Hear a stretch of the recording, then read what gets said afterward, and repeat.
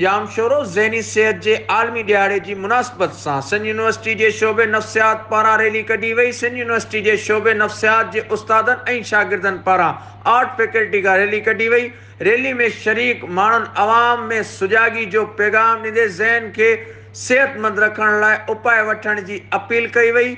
Professor लबना Sohail, Farhan Sheikh ऐं जवेरिया बतूल आगाही मुहिम दौरान ज़हनी सेहत जे हवाले सां चयो त ज़हनी सेहत बि एतिरी ई ज़रूरी आहे जेतिरी जिस्मानी सेहत ज़रूरी आहे। उस्तादनि जो चवणु हो त ज़हनी सेहत जे जागरता लाइ अहिड़ा प्रोग्राम लाज़मी थियण घुर्जनि त अवाम खे उन हवाले सां ख़बर पइजी सघे। रैली में नफ्सियात शोबे जे chairperson professor doctor Muneeza Malik, professor doctor Shahana, professor doctor Fauzia Siddiqui, professor Fariyat Jokhio ऐं ॿियनि शिरकत कई, जिन जो चवणु हो त ज़हनी सेहत लाइ मुनासिब आराम, खाधो खुराक ऐं गैर ज़रूरी टेंशन खां पासो करणु घुर्जे। Reporter Najaf Ali Jawri, Ibrat news, Jam sorrow.